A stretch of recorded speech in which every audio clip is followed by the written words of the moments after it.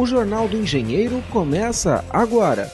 Nesta edição, um bate-papo a respeito da iluminação pública, com Paulo de Tarso Carvalhais e Carlos Kirchner. E a reportagem da semana apresenta os desafios para a internet brasileira ser finalmente democratizada. E agora, veja a sessão No Ponto.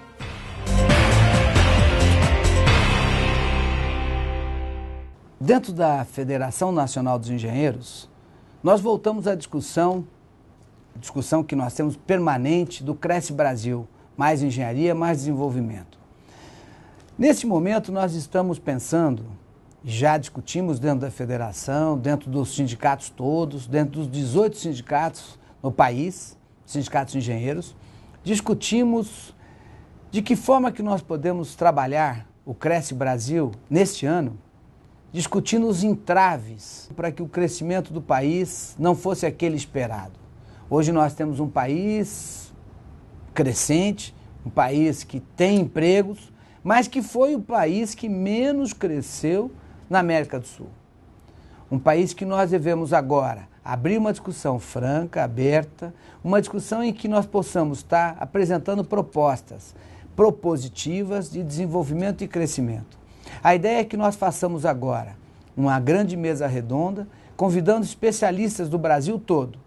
Especialistas esses que irão discutir com cada um dos nossos dirigentes, com cada um dos nossos integrantes da Federação Nacional dos Engenheiros, qual é a proposta em cada uma das áreas, por exemplo, energia, saneamento, por exemplo, agricultura, transportes, meio ambiente, ciência, tecnologia, engenharia, quer dizer, de que forma a educação, de que forma que nós possamos estar discutindo esses temas e apresentando, primeiro, diagnosticando os entraves e depois apresentando propostas que possamos ultrapassá-los e possamos apresentar um crescimento e desenvolvimento para todos nós, cidadãos brasileiros. A ideia da federação é que a gente até o meio do ano já lance um caderno do Cresce Brasil, ultrapassando os entraves, ou seja, propostas para crescimento e desenvolvimento de 2013 para frente. Então, todos os nossos dirigentes estão super animados, super envolvidos com essa questão do desenvolvimento e crescimento do país, com oportunidade de trabalho, com melhoria de qualidade de vida, com projeção do país para o mundo todo. Nesta edição, a entrevista vai esclarecer um assunto que não pode ficar às trevas. Vamos falar sobre iluminação pública e o Sindicato dos Engenheiros e a Federação Nacional dos Engenheiros está atuante supervisionando este serviço importantíssimo para a saúde, para a segurança, para a vida das pessoas. Para conversar conosco a respeito deste tema, estamos recebendo Carlos Kirchner, que é diretor do Sindicato dos Engenheiros no estado de São Paulo. Kirchner, é um prazer recebê-lo aqui. Para mim também, Fábio. Perfeito. Essa oportunidade, agradeço aí. Perfeito. Quem também vai conversar conosco é Paulo de Tarso Carvalhais. Ele é engenheiro eletricista e diretor do Ilume, que é o Departamento de Iluminação Pública aqui da Prefeitura Municipal de São Paulo. Paulo de Tarso, é um prazer recebê-lo aqui. É meu também, estou à disposição para expor aí as ideias que correm na nova gestão, certo? Perfeito. Começando com Kirchner, quem atualmente é o responsável pela iluminação pública das cidades? Olha, a iluminação pública, ele é um serviço público municipal, quer dizer, o município, ele é o responsável, independente se ele faça diretamente, faça para uma empresa terceirizada ou a concessionária de serviço público de energia elétrica, que ele pode delegar para a concessionária fazê-lo, né? Então, no Brasil, isso é bastante variado, né? Aproximadamente metade dos municípios, a prefeitura tem uma atuação mais direta, na outra metade, a prefeitura ainda custeia os serviços, mas é a concessionária que o executa, a concessionária de energia elétrica que o executa. Perfeito. Antes até de falar, qual que é a sua opinião, Kirchner? Como é melhor para as cidades a maneira desse serviço ser disponibilizado e ser gerido? Eu vou perguntar para o Paulo de Tarso o seguinte: Qual que é o papel do Ilume nesse contexto? É ele, o departamento da prefeitura, que cuida desta área tão importante que é a iluminação? Certamente. O papel do Ilume é exclusiva e especificamente a ampliação e a manutenção, a gerenciamento de todo o sistema de iluminação pública municipal. É um sistema bastante amplo e até bastante complexo. Ele consta com mais de 544 mil unidades, com várias tecnologias sendo empregadas, não é? E é interessante porque desde sempre na capital de São Paulo foi o município que ampliou e que teve essa responsabilidade na gestão direta do parque de iluminação. Ainda que no passado era a concessionária de energia que fazia toda a manutenção do sistema e agora tem empresas contratadas, tá certo? Perfeito. Kirchner, em artigo recente, que eu li no nosso site, mas eu acredito que tenha repercutido em demais veículos especializados, você defendeu que é preciso que esse serviço, para ser melhor prestado, seja descentralizado a sua gerência. Ou seja, o poder público, obviamente, participando, né? Afinal, a obrigação constitucional é dele, mas que ele possa se valer de, por exemplo, das concessionárias ou de outras entidades para poder prestar esse serviço. Conte para nós um pouco esse ponto de vista. Então, nós defendemos que o município, ele resolva se ele acha melhor fazer de um jeito ou de outro. Mas nos municípios pequenos, é extremamente mais vantajoso fazê-lo pela concessionária, né? Porque o município pequeno, ele não tem escala, né, para fazer o trabalho e envolve uma alta tecnologia de materiais. Então, na prática, o fato de um município pequeno não poder continuar com a concessionária significa que ele vai ter um acréscimo do serviço de manutenção, né? Que às vezes, normalmente vai ser 5 vezes o que ele gasta hoje, serviço de manutenção, né? A energia elétrica continua a mesma coisa, né? O fornecimento de energia. E, enfim, existe uma tendência, né, de um município que passe a executar esse serviço, que fique mais caro, quer dizer, que ele faça serviço diretamente, né? De qualquer maneira, ele tem a responsabilidade sempre da iluminação pública, mas que fique mais caro e até que precarize o serviço, quer dizer, daqui a pouco você fica com um município desorganizado, né? Eu chamo de desorganizado é o fato, às vezes, não ter um padrão, né? É uma coisa que dificulta até os itens de manutenção, que ficam muitos itens. Então, tem uma chance digamos, de acontecer isso. Por esse motivo que o sindicato e a federação ainda estão lutando para que dê chance aos municípios de continuarem, né? Agora, a principal razão, né, desse serviço estar sendo feito por uma concessionária de serviço federal é que a instalação física é compartilhada, né? Não dá para imaginar, né, Fábio, que tivesse na rua aí uma posteação para iluminação pública e outra posteação, né, duas coisas diferentes, né? Então, a partir do momento que você está compartilhando os dois serviços, aí que tem a racionalização de estar fazendo as duas coisas ao mesmo tempo, né? É o uso inteligente. É o uso racional e de menor custo. Então, não é à toa que faz quase que uma centena de anos que muitas cidades fazem assim. Tem cidades que é diferente, tem cidades que você tem lá, por exemplo, totalmente subterrânea, e aí você tem um sistema separado um do outro. O fato dessa mistura, ainda que você separe, ela vai continuar existindo fisicamente. Perfeito. Vou passar a palavra para o Paulo, que está debutando aqui no Jornal do Engenheiro e também no departamento Ilume, né? Está nesse início de gestão, assumiu a empreitada aí, é um engenheiro eletricista aí de grande renome na nossa sociedade. Queria a sua visão agora, que está com a máquina, né? Está com um pedacinho da máquina pública, falar da importância de se fazer parcerias. Nós tivemos um tempo no Brasil que, infelizmente, os governos eram muito fechados, né? Inclusive, nem o cidadão podia, às vezes, dar muito pitacos. E esse novo governo chegou com o prefeito dialogando, se mostrando aberto para parcerias. É importante para o gestor público, para aquele que está numa autarquia, ver a sociedade como os engenheiros participando e querendo também ajudar no processo de melhoria, por exemplo, iluminação pública? Certamente, não é? Talvez a primeira parceria de maior importância é com a própria sociedade civil.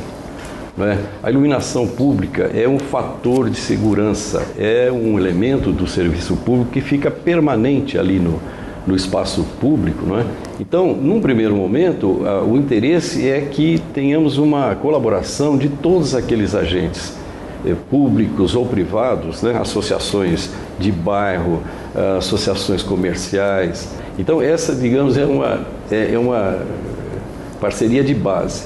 Agora, imediatamente nós vemos assim os órgãos de pesquisa, não é? Por exemplo, a universidade tem muito a colaborar. E as próprias concessionárias de energia, né? O setor elétrico, ele dispõe de recursos para fazer pesquisa e desenvolvimento, né? E já estamos antevendo o aproveitamento, por exemplo, desses recursos para fazer a eliminação dos gatos. E ao fazer isso com o apoio da Prefeitura, nós simultaneamente vamos estender as redes de iluminação pública nessas áreas mais pobres. Porque aí a iluminação ainda não chegou, porque as redes de distribuição de energia ainda não chegaram, né? Então aí, fazendo assim, nós estamos perseguindo uma das principais diretrizes do prefeito, que é romper esse muro que separa a cidade pobre da cidade rica. É impensável, mais de 100 anos, né, em que a distribuição, que a energia elétrica se tornou disponível, ainda a população não usufrua, né, essa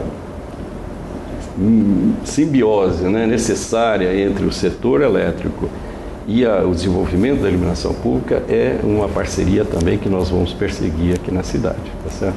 Perfeito. Você pode acompanhar um pouquinho das perspectivas aí do que poderá ser feito na cidade de São Paulo na questão de iluminação pública. No próximo bloco nós vamos voltar e falar os meios de se contatar o Ilume, como a população pode chegar até vocês, e o Paulo Carvalhais falou dos muros que precisam ser derrubados aqui na cidade. E eu vou tratar com o Kirchner dos muros que precisam ser derrubados pelo Brasil afora para que a iluminação pública chegue. O Jornal do Engenheiro volta daqui a pouquinho. Ainda nesta edição, a reportagem da semana apresenta os desafios para a internet brasileira ser finalmente democratizada. O Jornal do Engenheiro publicou: energia elétrica, redução da tarifa entra em vigor, mas ainda gera polêmica. Para ler a íntegra, acesse o nosso portal na internet.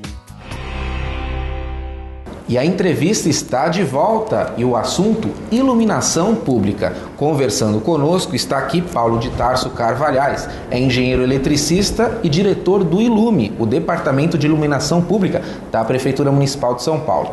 Também conosco Carlos Kirchner, diretor do Sindicato dos Engenheiros no estado de São Paulo. E ficou uma questão aqui do bloco anterior, Kirchner.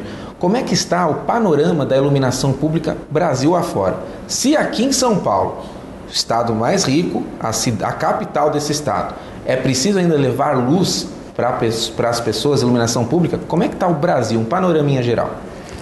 Tendo contato com várias prefeituras, observamos que poucas prefeituras são capacitadas, né, na questão de iluminação pública. A gente sente que os municípios devem se capacitar, né? Então, sobre esse tema, o Sindicato de Engenheiros está participando de um seminário estadual que ele é destinado basicamente aos prefeitos, secretários municipais e esse pessoal técnico que a prefeitura tem ou deveria ter, né? Esse pessoal com conhecimento especializado. Então, toda a questão da iluminação pública, seja até a questão legal que é a chamada CIP, Contribuição de Custeio de Iluminação Pública, legislação, seja a norma técnica, né? Seja esses avanços tecnológicos, seja como se faz uma gestão de iluminação pública. Um outro ângulo também que é importante e normalmente muito mal administrado pelas cidades é a questão da arborização, né? Porque a arborização é necessária como a iluminação pública é necessária. O que se deve fazer para ter uma harmonia entre as duas? Plantar árvores realmente que não vão, quer dizer, não adianta a gente pôr um melhor sistema de iluminação possível e põe uma árvore lá que é pela própria característica dela, de ramagem das coisas, vai deixar toda escura, né, a avenida. Então, são cuidados que os gestores municipais devem estar atentos e tem que ter conhecimento específico sobre isso, né? E a gente entende que esse conhecimento, porque o responsável pela iluminação pública é sempre o município, né? Que, independente da iluminação pública ser transferida para o município ou não, é sempre o município que arca, e cada coisa que é feita, mesmo quando feita pela concessionária, é um município que paga e que determina o que deve ser feito, né? Então a gente entende que esse maior conhecimento da iluminação, de ter pessoas que se dedicam mais a estudar esse assunto, é extremamente necessário para que você tenha nas cidades ambientes melhor iluminados, com menos pontos escuros, uma maior uniformidade, né? De forma que realmente a gente espera que a cidade tenha vida noturna, quer dizer, que as pessoas não se afugentem nas suas casas e que esse ambiente noturno seja o melhor possível. Perfeito. Paulo, o Kirchner citou um seminário e eu citaria esse programa como uma maneira de sensibilizar a sociedade em geral para o problema. E aí, com senso crítico apurado e com conhecimento, elas vão procurar os departamentos responsáveis. E um deles, o Ilume, que está inserido nesse contexto. Hoje, o cidadão que quer contatar o Ilume, quais são as formas de fazê-lo? Em primeiro momento, o uso do telefone. Nós temos o 0800 779 0156. É um serviço de 24 horas, né? Todos os dias da semana. Então, esse é o canal direto de qualquer cidadão com o serviço. A gente tem uma expectativa de reparo em até 72 horas. Agora, a nossa gestão, nós estamos buscando outras formas. Como eu falei há pouco, nós queremos um contato mais direto com aqueles organismos da sociedade civil que possam nos ajudar a manter o sistema de forma adequada, tá certo? Então, isso dizendo respeito à manutenção do sistema. Com relação à ampliação, né, que é justamente essa atitude de levar a toda a população esse serviço, que é um direito, né? Tradicionalmente, as prefeituras aguardam que as pessoas venham solicitar, venham através dos seus vereadores e tal. Isso vai continuar a existir, é evidente, mas nós estamos nos preparando para ir ao encontro dessas populações. Essa semana mesmo já tivemos uma reunião com uma entidade importante que atua na área da habitação de população de baixa renda, e distribuímos aí uns formulários que cada liderança vai preencher, de maneira que nós não tenhamos que esperar que eles venham até nós, né, solicitar essa ampliação. A nossa ideia é ir até, através dessa coparticipação, corresponsabilidade com esses movimentos, e fazer a programação e zerar, né, essa demanda, esse déficit desse serviço tão essencial. E ele é essencial porque, de um lado, né, permite que a sociedade continue atuante com a ausência da luz do sol. Mas hoje, particularmente, ele é importante pelo fator segurança pública, né? Nós estamos assistindo na Grande São Paulo uma dificuldade muito grande a esse respeito, e a gente sabe que onde entra a iluminação, os índices de atos criminosos, de ilícitos, eles reduzem, né? São dados estatísticos já constatados. Então, quer dizer, a diretriz de estar respondendo à solicitação da municipalidade vai ter essa forma de atuação. Nós vamos escutar assim, mas indo até todos esses movimentos para acelerar esse processo. Nesta edição, o Jornal do Engenheiro debateu a iluminação pública, mas a luzinha vermelha do programa já começa a acender e estamos chegando ao nosso final. Antes de encerrar completamente esta parte do programa, eu gostaria de agradecer, Kirchner, a sua presença aqui, sempre solícito aos nossos pedidos de entrevista, porque sabe que a informação é uma das maiores armas da sociedade civil organizada. Quero deixar a câmera aberta para suas considerações finais. Então, o assunto é tão extenso na Federação Nacional dos Engenheiros nós temos um endereço com muitas informações, que é o www.energia.fne.org.br. Então, existem vários documentos, existe também, inclusive, dados técnicos, né, para quem quiser estudar o assunto de iluminação pública, e todos os movimentos nós estamos fazendo, inclusive junto à Advocacia Geral da União, no sentido de reverter o alcance lá da resolução da ANEEL. Então, eu sugiro alguém que tiver interesse consultar esse site. Perfeito. Engenheiro Paulo, foi um prazer recebê-lo aqui e desejo muito sucesso aí à frente do departamento.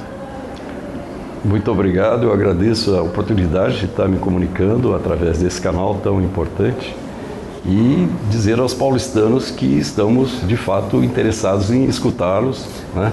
E que esses canais que eu assinalei estão à disposição. Muito obrigado. Perfeito. A entrevista fica por aqui, mas se você perdeu um trecho deste conteúdo ou um programa inteiro, não se preocupe. Acesse www.cesp.org.br. Lá você vai encontrar este e outros programas à sua inteira disposição. Mas o Jornal do Engenheiro não termina aqui. Fique conosco.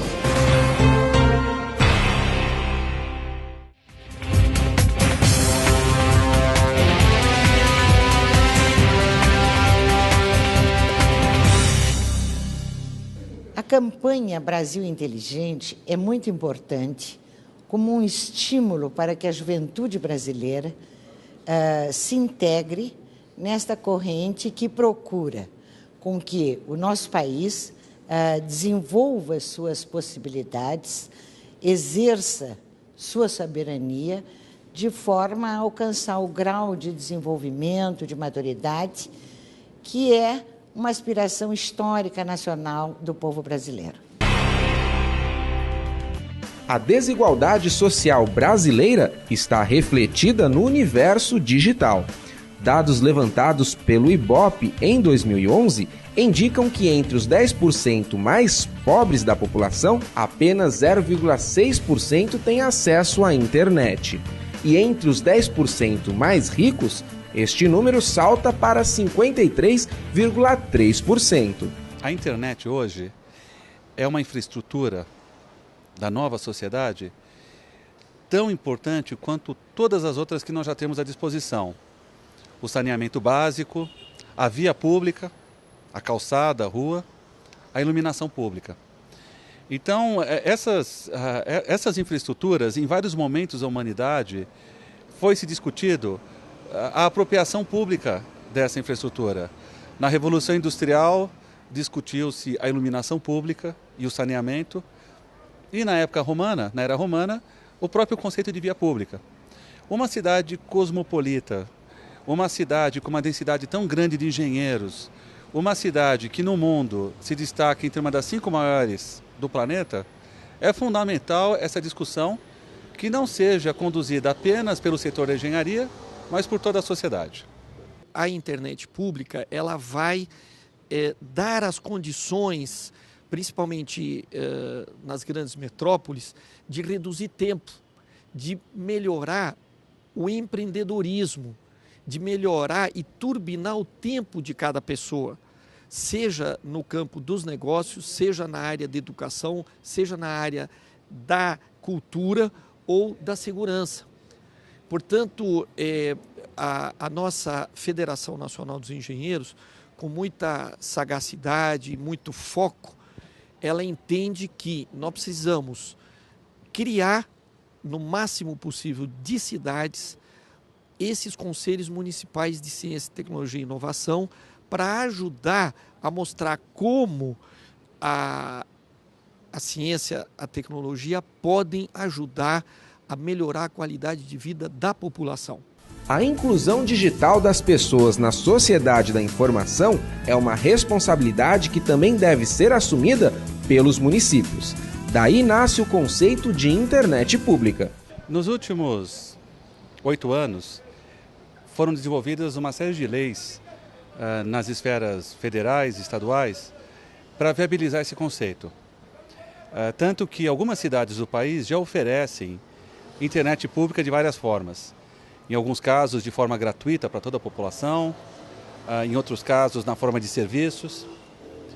Mas não havia até então um foco e uma atuação nas grandes concentrações urbanas, como é o caso da cidade de São Paulo, em que é impossível imaginar essa cidade sem essa infraestrutura que é a internet. O especialista lembra também que as prefeituras estão autorizadas a serem provedoras de acesso à internet. Porém, se ela vai ser gratuita ou não, é uma decisão daquela administração. A internet pública, que obviamente não é internet gratuita, não é? Assim como tem iluminação, saneamento, vias públicas, também vai ter a internet pública, ela vai necessitar de uma legislação municipal em todas as cidades.